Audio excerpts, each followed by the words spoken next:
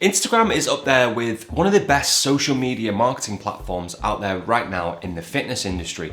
With over 1 billion active users and so many different varying content types, it's a really good place to grow your following and grow your online fitness business. But it isn't that easy anymore. With all of these users has brought competition and everyone's fighting it out for attention now on Instagram. So how do you grow your Instagram following? In this video, I want to give you 12 actionable tips that you can take away and implement on your Instagram to help you grow your online fitness business, grow your reach, grow your engagement, and grow your following. Let's dive straight in. Tip number 1 is know your audience and understand your niche. Again, when you create an Instagram following, you really want to create unique content for your specific niche. So you want to understand your target audience, how old they are, what they do for work, what are their pains and their challenges, and what are they looking for on Instagram. If you answer all of these questions and you really understand your target audience, then you can shape your content around that, and that's when you'll get more reach, more engagement, and your following will grow. Next tip is create unique content for your Instagram and make it personal. You want to get your personality across because again, when you create an Instagram profile, you're not really creating a business, you're creating a personal brand. So make sure to get your personality in there and make it interesting so that your followers want to see your content. People aren't necessarily following you on Instagram to be sold to or everything to be super serious. It's a place where they want to have enjoyment, have a laugh, and see some valuable content. So make sure you're putting out there what your audience wants to see, and I guarantee you'll see your engagement increase and your following increase. Next up, I want to talk to you about consistency and frequency. And when it comes to this, I'm sorry to break it to you, but you're not gonna grow your Instagram following overnight. It can take weeks, months, and even years to really start to see it grow. But if you want to grow it and you're committed to grow your online fitness business through Instagram, then it's well worth it. And this is where consistency of posting and frequency of posting really comes in. Because a 2021 study showed over 14 different industries, on average, the businesses posted 4 times a week. And in my opinion, that's just not enough because attention is so low on Instagram now. Everyone's fighting for the space, and with so many people posting content, you've got to really cut through that noise. So in my opinion, if you can be posting once a day, if not twice a day. Now, when I say post twice a day, there is a caveat to this. It's not a volume game. We don't want to just post content for the sake of it. We want to make sure that we keep that quality high and we maintain that valuable content that our audience wants to see. You see, when you start posting valuable content, which your audience is reacting to and they're engaging with, you start to get onto the Instagram algorithm, which we're going to touch on later, but then your content starts to go a little bit further and it gets put in front of more people, which means you get more reach, more engagement, and your Instagram starts to grow. Okay, so let's talk about that famous Instagram algorithm, and whether you love it or you hate it, we kind of have to discuss it. So many people panicked. I don't know if you remember when the Instagram timeline moved from like a chronological timeline to a ranked timeline. And what this meant was Instagram was now ranking your content on 6 different factors, which I won't go into because we don't really need to know the ins and outs of the algorithm. We just need to make sure that we understand the basics of it so we can use it to our advantage. So when Instagram changed the chronological feed to the ranked feed, it actually benefited a lot of users. Now, many people were scared of it, but it actually meant that 50% more of users' content was being seen by their own followers, which means their engagement went up. So we need to really forget about learning how to beat the algorithm and game the algorithm and really understand how we can use it to our advantage. And it's pretty simple because Instagram's algorithm aims to put the best quality content in front of the users. So all you need to do is make sure that you're creating really high quality content that's valuable, that your audience wants to see, and guess what? You're gonna get put in front of that perfect audience. Now, I get asked this a lot, and that's to do with business accounts on Instagram. And I would highly recommend having a business account. It just gives you a little bit more extra features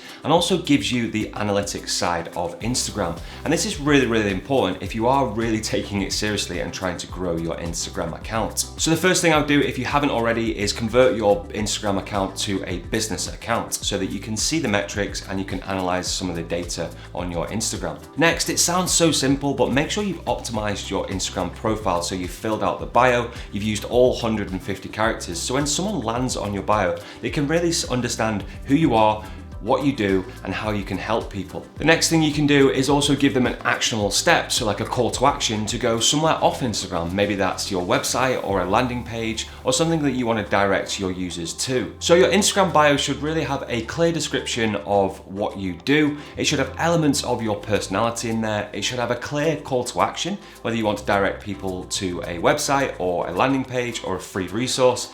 And then it should have that link in there as well. Again, you don't need to reinvent the wheel with this. Go and have a look at Instagram accounts that inspire you, that you like and you follow, and see how they've got theirs set up and take inspiration from that. Again, I wouldn't copy them directly because it won't make sense for your audience, but just take inspiration and see what you can come up for your Instagram profile. When we talk about Instagram, we kind of have to mention hashtags, because hashtags have been around for a while now. They almost seem a bit like old news. But honestly, there's nowhere more important than to use hashtags than on Instagram, because the right hashtags on Instagram can expose you to a huge target audience, and your content can get in front of people that have never seen your content before. And Instagram users don't seem to get hashtag fatigue like they do on other networks. They seem to still be working, so I highly recommend using them in your online fitness business. So start by finding the right hashtags for your target audience, make a list of them on your notes or on your computer, and regularly use them and see what kind of results you get.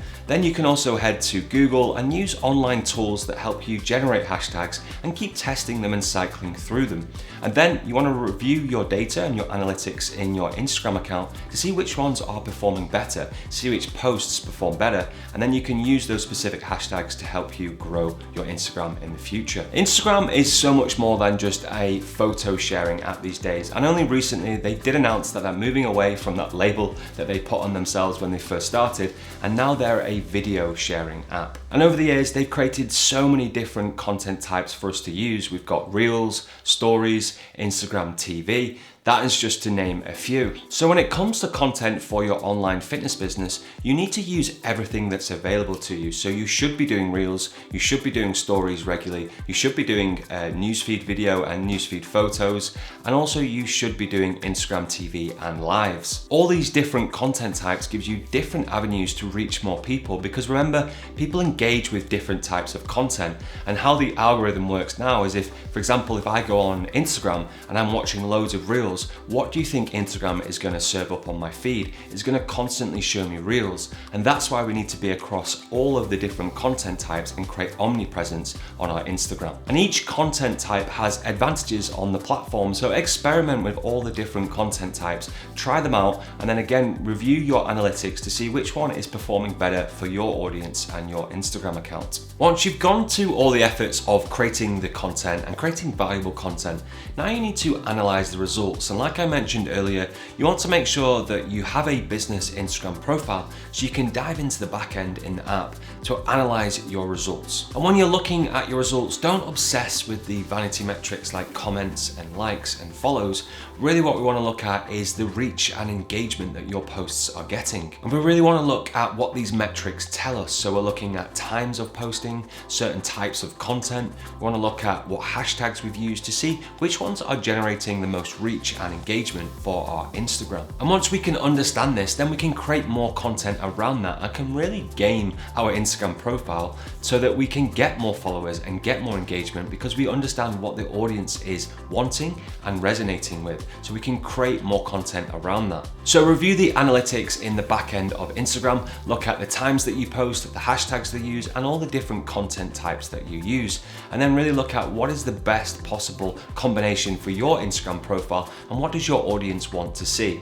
Once you know that and understand it, you can do more of it, and hopefully you'll see your Instagram grow. Next, I want to talk to you about engaging with your audience. And engagement is so crucial to your Instagram growth, because most personal brands and businesses concentrate on likes and comments and forget that there's real people behind those metrics. If you really want to grow your Instagram following, be sure to follow up to every comment and every direct message. Engage with your audience to make sure you're starting conversations. And bear in mind, just because people are liking and commenting on your content, that doesn't necessarily mean that they follow you. So if you want to grow your audience and you're engaging with them, then maybe that conversation will be worth a follow. Every opportunity that you get to engage with your audience, you definitely should take it. You don't just want to sit behind the vanity metrics and go for the likes and the comments.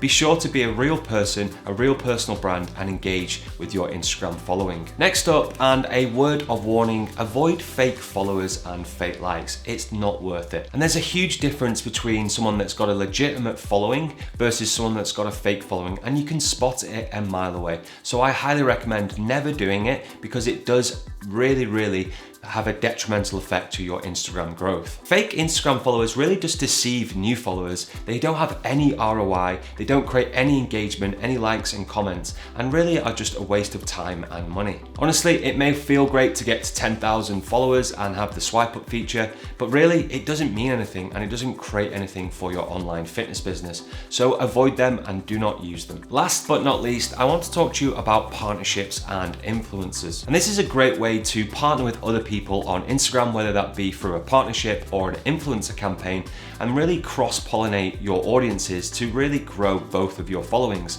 Now, there does need to be a connection between you and the person that you're doing this with, but it can be a great way to connect and really bring some audiences together. Another way to do this is through influencer marketing, and you can do something called micro influencer marketing, where you use smaller accounts, maybe 10K, 15K accounts, and you collaborate or you pay them to help you grow your following, and they can help promote some of your features or promote some of your services to really get some followers over to your account. If you want to learn more about how to start, grow and scale your online fitness business, then the next thing you want to do is check out the video I've got linked up here on software for online personal trainers. In this video, I talk about the software that you need and some of the software that you actually don't need to help you grow and scale your online fitness business. So be sure to check that out, and I'll see you in the next video.